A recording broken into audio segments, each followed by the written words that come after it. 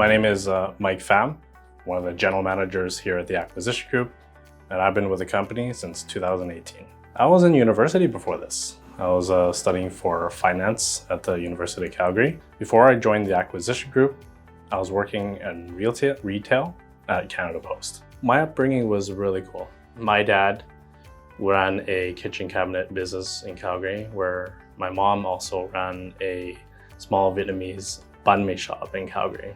Delicious. If you ever want to check it out, it's called Lee's Vietnamese Food and Sub at the black market in Calgary there at the farmer's market. Anyways, mom and dad taught me a lot about how much hard work meant if you wanted to accomplish your goals.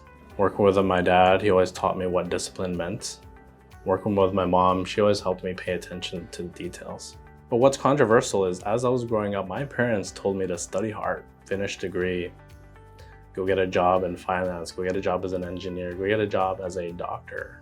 But as I was going through my path in life, what I quickly realized is that to get what I wanted wasn't necessarily a degree or an education. I thought that if my parents could accomplish what they did and provide the life for my sister and I the way they did through their businesses, I thought I could too. I remember when I was in university, I knew I was the shyest kid on the block. Even going to networking events, before walking to the hotels and checking to the conferences, I was a nervous wreck. So much so that even when going into the networking sessions, mixing and mingling with other people, instead of doing so, I decided to go to the lobby of the hotel, pull up my phone and talk to nobody for 20 minutes and pretend I was busy. So to go in sales was a really big opportunity for me to teach myself how to speak, how to communicate articulately, and how to be confident. Mike today versus who I was in university is someone who can go out there and have conversations with anybody. The changes I've gone through ranges between being able to have face-to-face interactions and conversations with people, being able to lead by example, being able to talk intelligently about certain topics, especially in sales, and more importantly, motivate, train, coach, and support the people I work with. The positions I've held at the acquisition group started in a very unique setting. I started off as a marketing manager. A unique situation where at that time, our organization was actually not the acquisition group. I started at another vendor at that time. And there was a change that happened overnight that required our organization to actually merge with the acquisition group. And it happened very quickly. And it wasn't something I expected at all. I spent years hearing the words the acquisition group saying, man, I'm gonna take those folks down. Those are my number one competitors. And I knew that one day we are gonna get ahead of them, even if it was just by an inch. But the change happened quite dramatically. And through that change, what I realized was I saw how much capable, smart, intelligent individuals were at the acquisition group. And I decided to take the bull by its horns and run with it. I spent 2 years in Calgary and later on took my journey and decided to expand into Edmonton.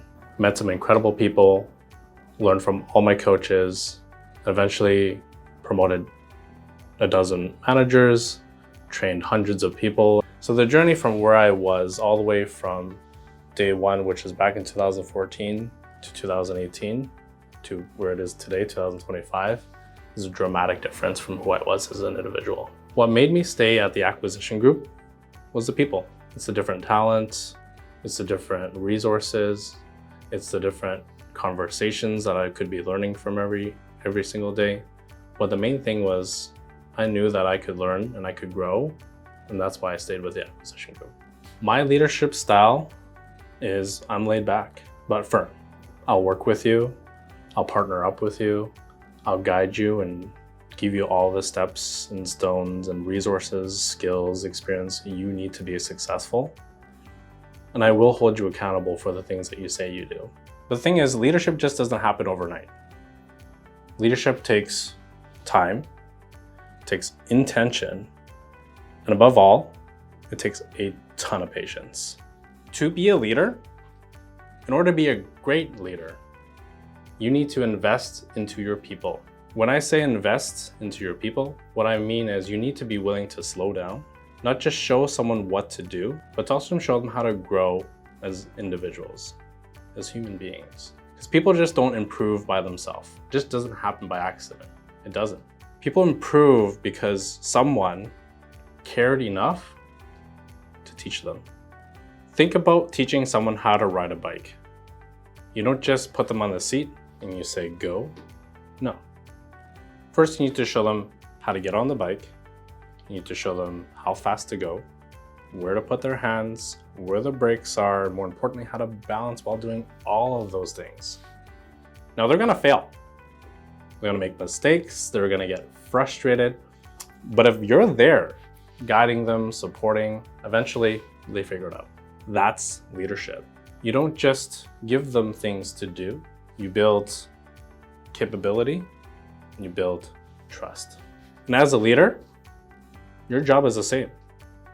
You're there to guide them, to correct, to support, to show love, until they find their own rhythm. Again, you're not just giving tasks, you're building confidence, and you're building ability. If you're in the early stages of leadership, here's one way to think about it. Treat everyone that you're responsible for as if they're an exchange student. They're new to the country. They don't know how to navigate our office environments. They don't know how to communicate with customers. They don't know where the nearest washroom is or where the kitchen is. So it's important that as we're guiding people through the path of success, which is training and developing and learning on a day-by-day basis, we need to take it slow. People are lost unless you show them the way. Now, once they start going, this is where standards comes into play. The purpose of having standards is that when people come into our organization and if they understand that there is a recipe and a checklist of ingredients to follow, they will believe that success is just right around that corner. And as you're holding people to a higher standard, it's your job to also understand that it's okay to say, it's not okay. This is unacceptable. And the more consistently you do that with care, not with ego, what you build here now is discipline. And discipline leads to autonomy. And eventually, they don't need to be micromanaged anymore. And what you get is people that can lead themselves. So how does this all benefit you? When you have people that you train, you now have an army of individuals who now not just only trust you, you have people that now you can rely on a day-by-day basis. The beautiful part is, as people begin to lead themselves, the nice thing is you can start to see them flourish in the things that they do on a day-by-day basis. Whether that's having the opportunity to go buy that first car, whether that's the opportunity to go buy that first dream house that they want, whether it's finding Mr. and Mrs. Right, you now get to see people unlock their fullest potential and accomplish their dreams. If you care to hold your people accountable, show them what you do, help them accomplish your goals, your team will grow. And so will you. The culture of the acquisition group compares to no other.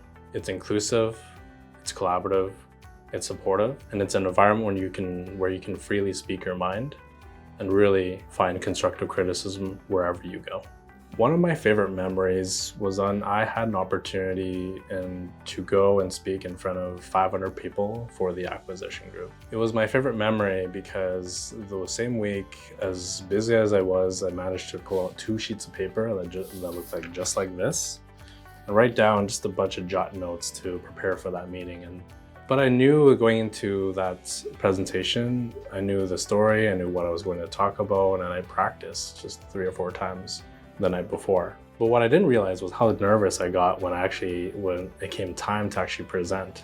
And I could remember my stomach just boiling over, making its tosses and turnings. I was sweating profusely, and it was just, I was ready to puke right then and there. But when Katrina, our host for the conference, pulled me up and called my name, I said, it's go time.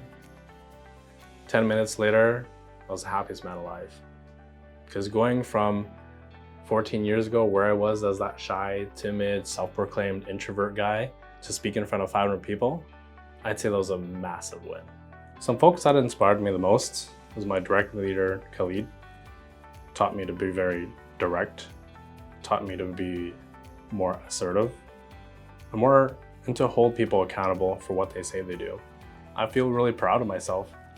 I don't think I say that enough. And if I were to look back at who I was today, the one feedback that I would give myself was trust in the process. Don't doubt yourself. Thank you for joining me, and thank you for watching our video. Please click the link in the description below to apply. If you liked the video, please like, subscribe, comment below.